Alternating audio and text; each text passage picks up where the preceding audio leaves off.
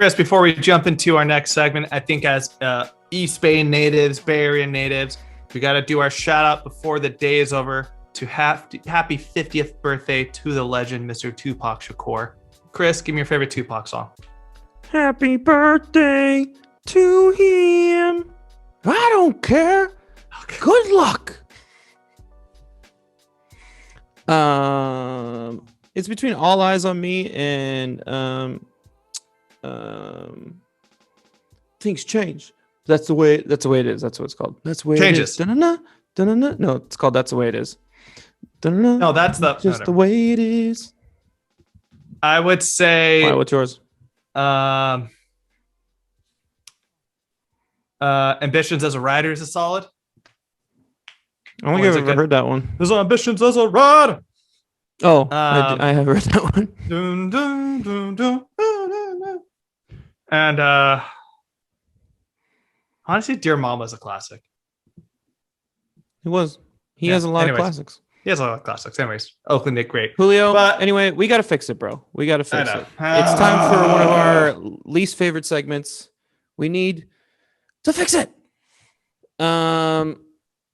Honestly, I'm going to let you run with this one because this is more your thing. I am a little bit more optimistic on this person than you are, but it is what it is. I understand your frustration, especially when you pull the numbers up on here and I look at it and, watching his last outing was pretty brutal, but I think it's a little more. I haven't lost faith.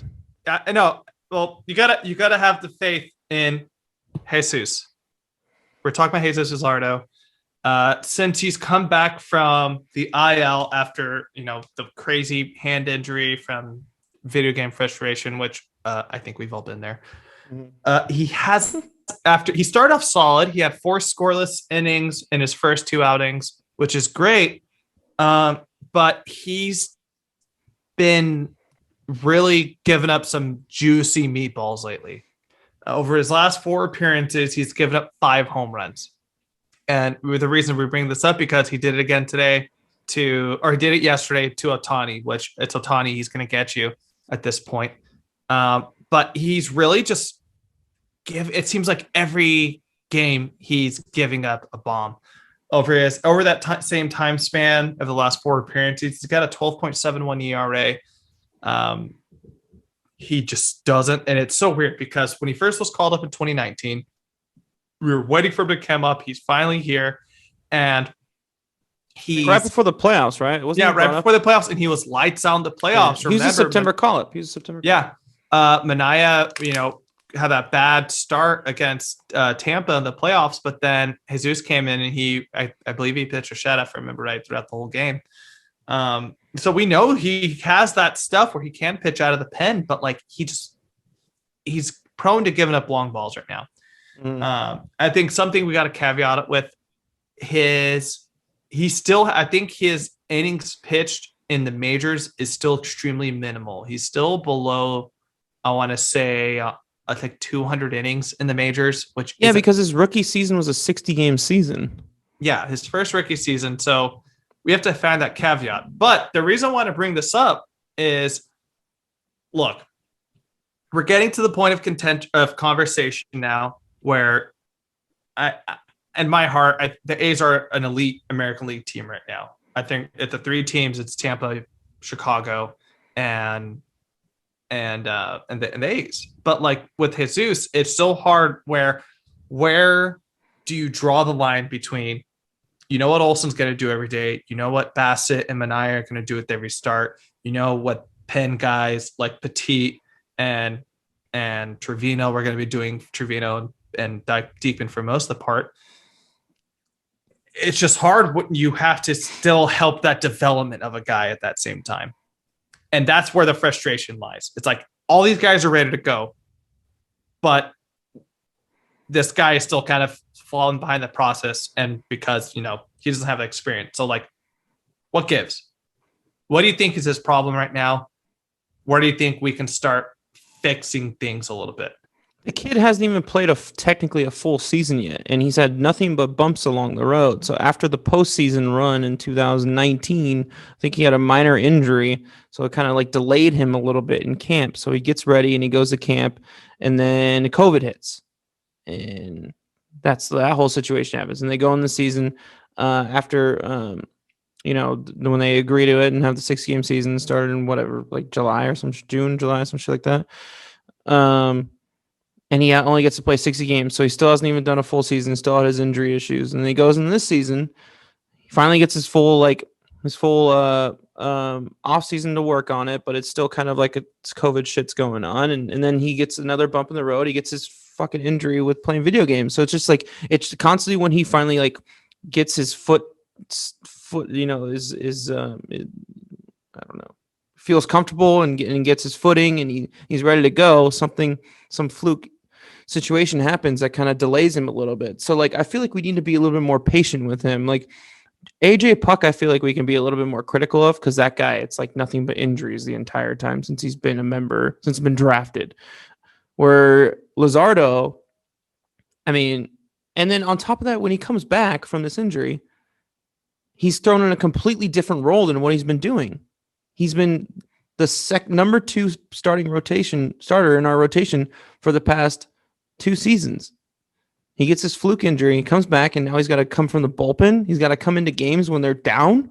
He's never pitched in a game in his major league career, like started pitching in a game where it wasn't a tie score. It wasn't a fair game for them. Like now there's a lot of more pressure coming into a game. That's like a different mindset coming into a game when it's 3-1.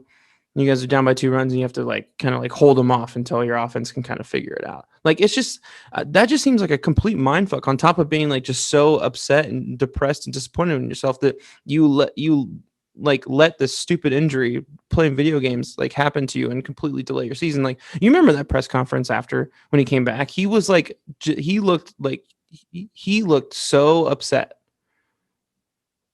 No, absolutely. And the thing is, like, I think the one thing we really want to differentiate with ourselves compared to other A's Twitters, we don't want to name any names, who've been called out over the last few days. We love these guys. Like, I'm critical with Luzardo right now. Well, one, because he's on my fantasy team and I'm still holding on because, you know, I still believe. I still think this guy is so electric. We don't have anybody in this whole rotation who has the ability that he does right now. Yeah. It's just, I think just the boiling of the frustration from a fan perspective is like the motor is clicking with the rest of this team and he's still the same guy. So like, I think the solution is you got to send it back down. Yeah. He's got to figure it out. He's got to figure it out because when he was coming back from injury, he was rehabbing in AAA. They weren't even having him starting games. They were having him going in straight as a reliever. And why? Our bullpen was shot. Like we had, this is before they picked up Cam Pedrosian. Thankfully, our starters have been so good recently. We haven't had to rely on a lot of those, those non-essential pen arms besides Petit and Trevino and like Diekman. But like, we had to bring them up because it was like a fire hydrant and it was just completely busted and we needed some help in there. And I think that fucked with them a little bit. I think you totally nailed it, man. I think just having him kind of coming up, having that perspective where even though like he's pitched in that scenario, he's not used to it. That's not what his MO is. And I kind of want to get more a little bit into the actual dynamics of why we think this might be happening. And just from my pedestrian observation, I'm not like a full-time baseball analyst, but if you are looking for one, gladly accept. He seems to just be, when he's losing confidence with everything else he's having in his pitches and the pitch counts going up, he's just going to say, fuck it. I'm just going to throw it as hard as I can. Even if it's a meatball down the middle, I want to see them try to get it because it's very much like a 10-year-old little leaguer like mentality. Like I'm not getting what I want, so I'm just going to throw it as hard as I can. And guess what? It's not working, and it's showing you because why do you think so? He's hitting, and if he was throwing a little bit softer those pitches, I wouldn't be shocked, especially pitching in Oakland, if those stay in. Except for that Ohtani home run last night, that shit was hit to like Alameda. That was Ohtani had a bomb last night. I think there's some adjustments he's got to make with that, because it's like these guys are catching up. A lot of these, you can't pull the same shit that you were doing when you were struggling in Vegas or when you were struggling in Double A and Midland or whatever it could be. You got to learn how to adjust that stuff. So I still have faith. The thing is, man, like time is very limited for. Unless they look, Julio, okay. You just said in the A segment, like we're not struggling. So it's like what are we being impatient about? In terms of like, look, I'm saying is, the reason I think we're losing some patience on it is because the trade deadline's coming up. I still think at the end of the day, they should have another starter. I think they need, whether it's a back end guy to kind of somebody a little more reliable, or if you just want to go all in and push all the chips in and get an ace, I think they still need that help. But if Jesus Luzardo can show that he's ready to at least take up that role of like, you can rely on him to pitch every 3 days and he'll go 5-6 innings and, give up 2-3 runs or whatever, and have what we know what he can do, that's going to alleviate a lot of the pressure on the front office and what the A's should be doing forward. That's what I'm saying is like why there should be a little more pressure on it. But also, I'm going to open up my third eye a little bit. I'm going to open my conspiracy theory eye here. This is my third eye right here. Oh God, you have a prop. As you know, Chris, I am a big fan of MLB The Show. Also, shout out to Locked On A's on Twitter, because they also are a big MLB The Show fan. We brought up the Robert Poussin card, who is absolute fire. Anyways, Chris, I'm just going to talk to you about this. I'll make it brief as possible. To celebrate Jackie Robinson, they did a 42 series line of cards, which are in Diamond Dynasty, which is like you create your own team out of these cards. That each team had their designated 42 series card, which is like, not their biggest star, but like, hey, these are the guys on the another level. I think there's a curse. I think there's a curse of all the players who've gotten, a majority of players who've gone that caveat of being the 42 series card. Who's in there? Luzardo. Who else though? Willie Adames for the Rays. Then he got traded. Giancarlo Stanton, injured. Yaz, injured. Ketel Marte, injured. David Fletcher, he's hitting better now, but ass so far into the season. I'll say Yaz is back. He's doing well. Marte. No, he's back. He's back. But like, and then Max Muncy and Xander Bogaerts, a couple of the guys that came in my head. But like Anthony Santander, not good. Patrick Corbin, everybody's injured this year. Patrick Corbin, my fucking fantasy. Patrick Corbin's on my team. I'm looking at my fantasy lineup, and it's just Patrick it's a Corbin fucking got mess. sent to AAA. Dude, I think it's because the Madden curse, right? Yeah. I think there's a curse. I legitimately believe there's a curse for the 42 series in MLB The Show because so many of those guys have been so bad this year, or have been hurt, or you got guys like Xander Bogaerts who've kind of pushed through it, and Max Muncy who've pushed through it. Okay, good to know. That's why I think he's bad because he's an MLB The Show. No, so yeah, I get your frustration, but I honestly I think that there's other pitchers in this rotation that you should have more frustration with. Like this, I mean, I guess he's not in the rotation, so technically that's not right. But No, you're right. Are you willing to deal him for like a Max Scherzer, which would be on a rental this season? Like, I'm not willing to do that. There's no fucking way in hell that I do that. I don't want to say yes. I absolutely love Jesus Luzardo. He's one of my favorite players right now. If we do that, then they better sure as hell better fucking win the World Series. Like, otherwise it's not worth it to me. Like, that's just that. We're talking about the ace of our staff for the next 6 years. But that's the thing, Chris. That's the thing that we've been talking about for these last few months. We've seen James Caprillion finally coming up, and he's been awesome. We've talked about, Dalton Jeffries. How we talked about him last week, how he's really been electric, and so far in the first few weeks, there's a lot of arms that like And then what happens is your puck that you're telling me, Chris, if you're going to a 4-game series and you have to go against Max Scherzer, Chris Bassett, Sean Manaea, and then have a 4 option, and it'll probably be James Caprillion. I'm just saying, man. And then next season, our rotation is James Caprillion and Bassett, Manaea. And then look, but if you're saying, hold on, if you're saying it the way that you're saying it, that it sounds like the A's are going to clean house this offseason with everybody who has some type of trade value. You know what I'm saying? Like it's just this is a road. That's the third eye. Hold on, this is a road that I'm just not looking forward to because I just remember how shitty the 2014 offseason was. Anyway. I mean, dude, I hear you. When I look at these numbers, I hear you, but I'm just not.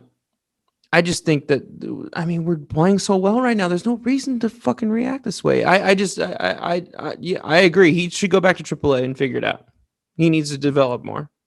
I think the best solution, whether it be a month or 2 or a couple weeks, he needs to do that. It sounds like Wendelken's pretty close. Last I heard, he was going to be on assignment in Vegas to get things together. Yeah. And I think the first thing they should do is once he's ready, he's called up, send Jesus down, send him there for a month, get him to just get his innings back up, get his whatever problems he's been having when in terms of like just leaving those meatballs up there. Because like at the end of the day, I still think he's going to be excellent. I still think the world of this guy, but he needs to fix it. And scene. All right, folks. How's this week's edition to fix it? That was the edition to fix it. Yeah, Julio, do you feel better? Because you vented a lot. Yes, I feel a lot better. I'm glad you kind of talked me off that ledge a little bit. But if somebody just gave us this crazy ass offer for some elite pitcher, or like if Scherzer, give him Puck instead. Dude, if you could, hell yeah, I'd give up Puck in a heartbeat. No offense to AJ Puck, but like, hell yeah, I'd give him up in a heartbeat if I got Max Scherzer. All right, Julio, let's move on because it is a long pod and it's getting late. Yes, please. This week's coming schedule, we have the Yankees at the Yankees, obviously. The next two series are going to be away. Just heads up. We are facing the Yankees. That should be a really big series. I'm sure we will do a lot of shit talking with the 4-Train Savages on Twitter, so stay tuned for that. We all know how much Robbie likes to talk shit. And then it's Texas. So maybe, the Yankees have been playing very well lately. So I'm hoping we can go into that series and get a nice little like it's tomorrow. No, it's a 3-game series. You're right. It's 3-game series. Yeah. So okay. Try and get 2 games out of there. If we only pull away with 1, that's going to suck, but I think it's pretty realistic that we can go, only get like 2 losses in the next 2 series, maybe even 1. And they're avoiding Garrett Cole, so that's nice. Yeah. And we got to say, man, first full capacity game at Yankee Stadium.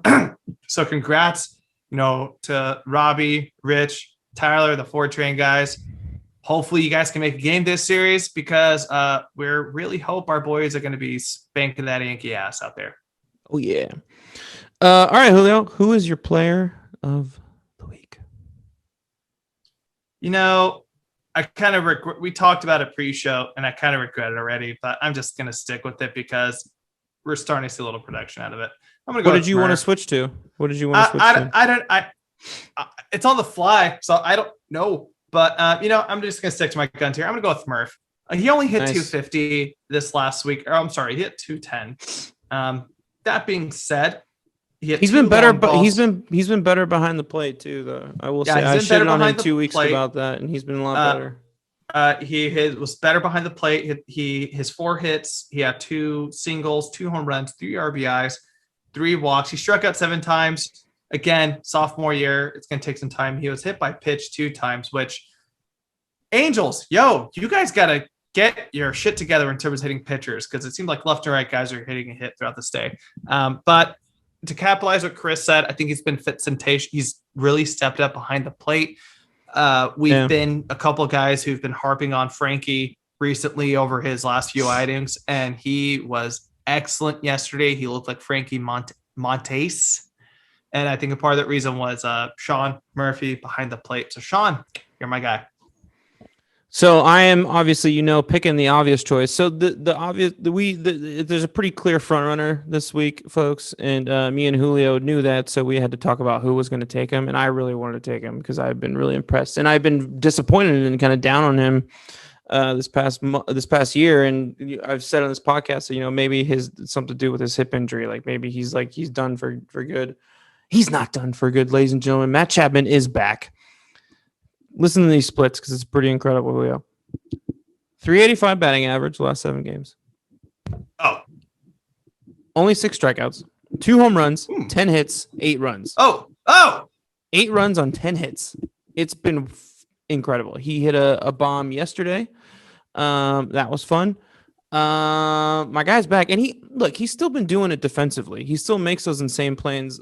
Like there was the play that yesterday or was that today or was it yesterday where he dropped the ball and still out through that play to first base. Yeah, and I think it was like Suzuki was running to first, so they're like, thankfully he's slow as dirt. But I tweeted I retweeted that, and my quote was on the tweet was even when he fucks up, he doesn't, because that's just how good he is. Even when he fucks up the play, he still makes it. Like I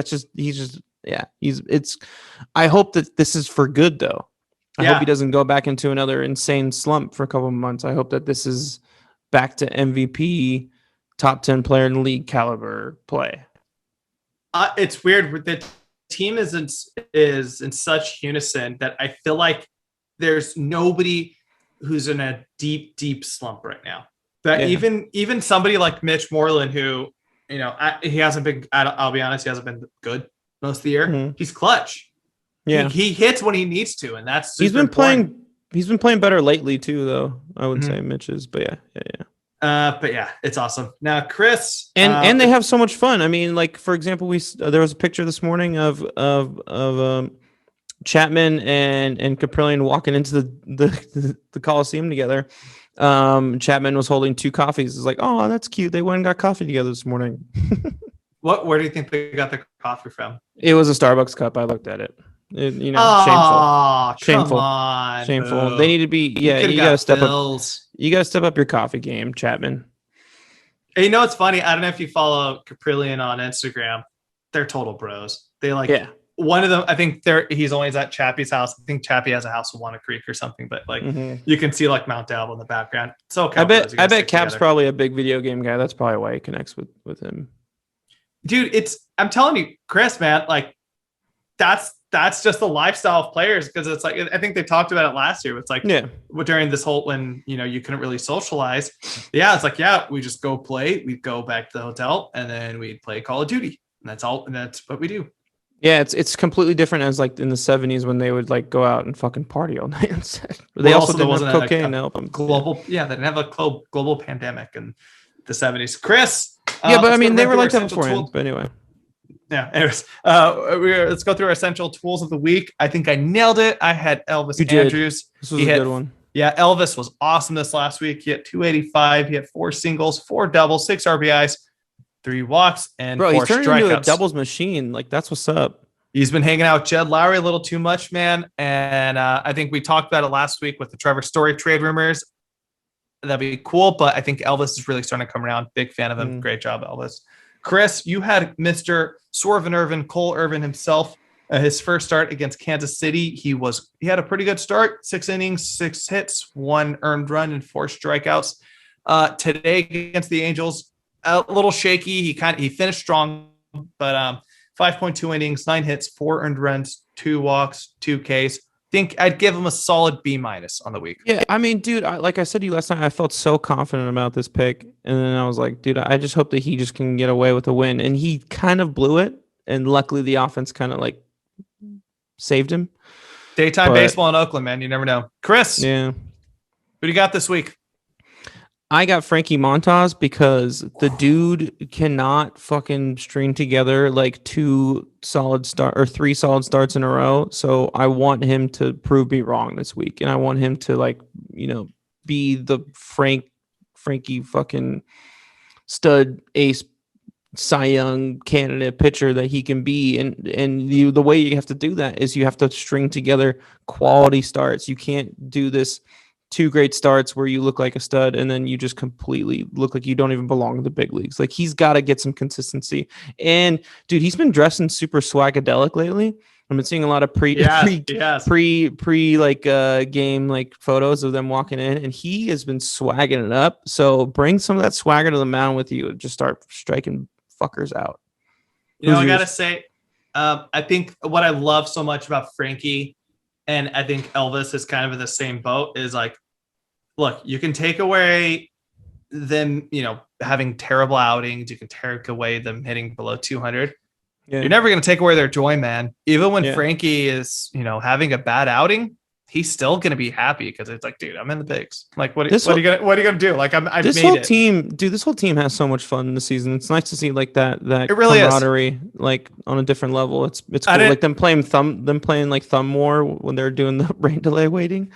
I don't know if you saw, there was a clip of Frankie just finished his last. He got pulled from the game. He went back to the dugout, and like Murph was like, "Hey, you're good at doing this, catcher stuff."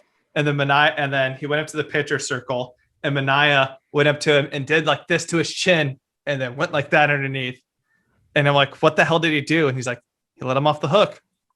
They're just having too much fun, man. I love it. Dude, I love how it's just much of a goofball Mania is. He's definitely a part of that for sure. Oh, they're dorks. Anyway. I love it. Chris, all right, who's yours? I just have a quick question for you. Where's the MLB headquarters? Is it in New York? It's not in New York. It is in New York City. That's right. So it's like, hey, and the bright lights of New York. If you make it here, you can make it anywhere. Yada yada yada. I'm going to apologize to my family or to my parents as well as your mom, because she was talking about this last week. I want Matt Olson to hit the fucking shit out of the ball in New York, Nick, this weekend to prove all these people who have him 7th in MVP votings how stupid they are. And I want him, because I want him on the brightest stage to have a 2 home run game in New York. I want Yankee fans at full capacity to boo their team because of how terrible they are. And it's all because of Matt Olson. And because he is that dude, my hot take, I think Matt Olson at the end of the season is going to be MVP finalist. I don't know if he's going to win it, but Matt Olson, show these assholes why they're wrong. I want you to have a big weekend in New York. So I was trying to see if any of these games are on national TV. 2 out of 3 are. Saturday? Is it Saturday? 2 out of 3 are. No, it's not the Saturday like showcase game on Fox, but it's on MLB Network. And then Sunday is on TBS. So because basketball is kind of ending its run, the TBS games are starting back up. The Sunday TBS games are starting back up. So that's pretty Sunday morning Sunday morning TBS games starting back up. So that's pretty cool. I love a good Sunday morning baseball. Just wake up, you have some coffee, make a solid breakfast, and just fucking great. Hang out for 3 hours. It's awesome. So for those A's fans out there, what you should do on Sunday is you should wake up at what the fuck? Where is this shit? Oh, I lost it. First off, you should wake up in the morning. Go ahead.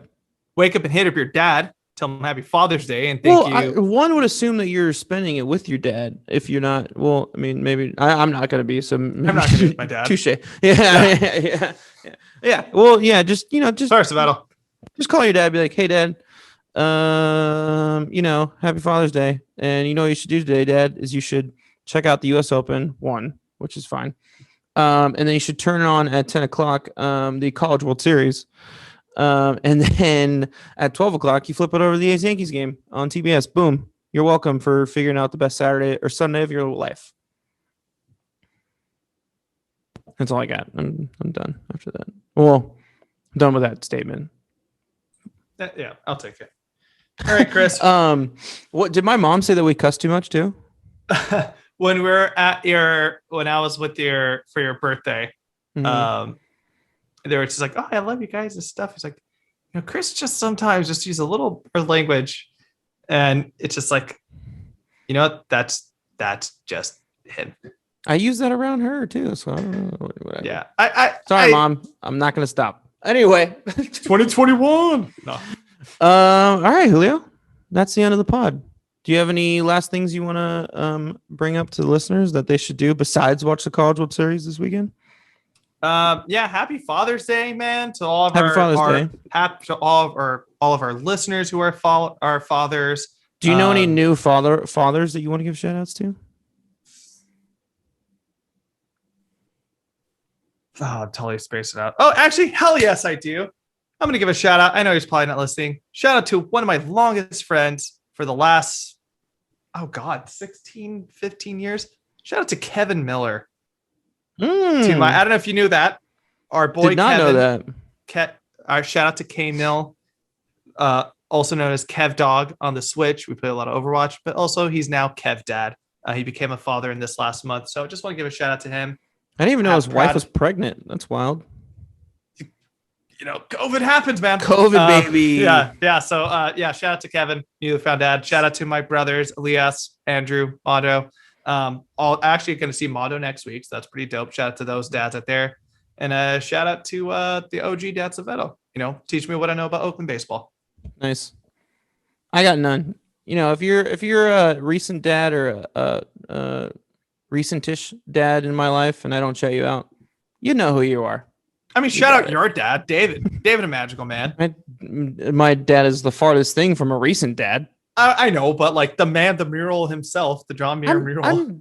My general thing was giving out recent dad shout outs. I know, but I just dad shout outs. My brothers are all whatever. You get the point. Anyways, that's true. That's all I got. Your nephew, if he's a freshman in high school, he's gonna be a sophomore. He's playing baseball. I'm gonna be the equivalent of James Camprillian's dad, except the drunk uncle at the game one day.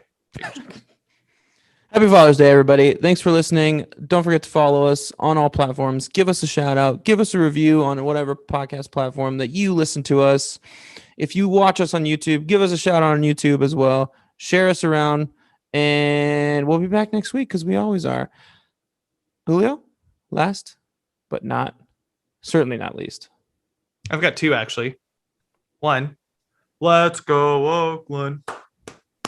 And two, bring about the classic. Yankees suck! Yankees suck! Yankees suck! Suck it, Rob.